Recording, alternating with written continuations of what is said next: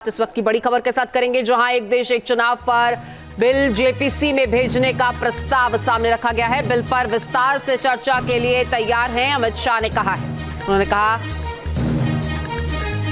कि इस पर विस्तार से चर्चा हो।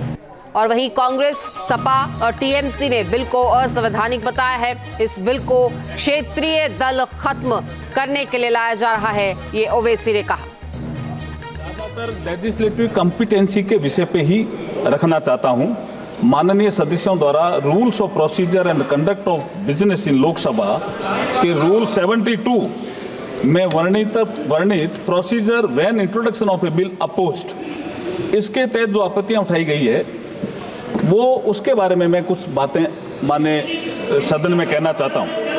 सर, एक विषय आया कि एक समय विषय आया कि आर्टिकल 368 का ये उल्लंघन करता है। माननीय अध्यक्ष जी, आर्टिकल 368 संविधान में जो संशोधन करने की प्रक्रिया है उसके बारे में बताता है और संसद को शक्ति देता है। तो ऐसा तो है नहीं कि 368 संविधान में ही लिखा हुआ है। प्लीज माननीय सदस्य। के बाद एक विषय आया कि संविधान का अनुच्छेद 327 है, ये सदन को विधानमंडलों के चुनाव के संबंध में प्रावधान करने का जो अधिकार देता है, उसके बारे में आप क्या कहना चाहते हो? तो मैं ये कहना चाह रहा हूं कि संविधान का अनुच्छेद 327 संसद को पार्लियामेंट को अधिकार देता है, विधानमंडलों के चुनाव के संबंध में प्रावधान करने का अधिकार देता है। इसमें कहा गया है कि संविधान के प्रावधानों के अधीन संसद समय समय पर कानून द्वारा संसद के किसी भी सदन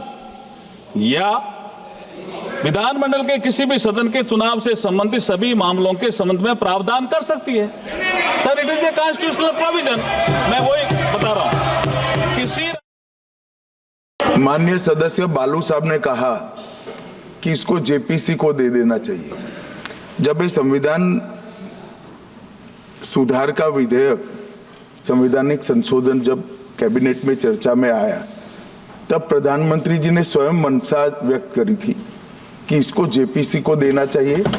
इस पर विस्तृत चर्चा सभी स्तर पर होनी चाहिए। इसलिए मुझे लगता है कि इसमें सदन का ज्यादा समय जाया करे बगैर, अगर मंत्री जी कहते हैं कि इसको जेपीसी को सौंपने के लिए वो तैयार है, तो जेपीसी में सारी चर्चा होगी और जब जेपीसी के रिपोर्ट के आधार पर कैबिनेट इसको पारित करेगी तब भी फिर से चर्चा होनी है। तो मैं मानता हूं कि माननीय मंत्री जी अगर जेपीसी में रखने की इच्छा व्यक्त करते हैं तो यहीं पर एक चीज समाप्त हो जाएगी। This bill violates the right to democratic self-government, which is part of Article 14(19). And if a legislative assembly is dissolved, sir, and midterm elections are conducted, the tenure of that assembly will not be for 5 years, sir. This in itself is a violation of parliamentary democracy, which envisages a tenured legislature.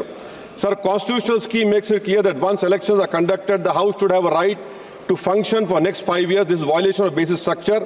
That such a provision is being done for administrative convenience, not for constitutional purpose.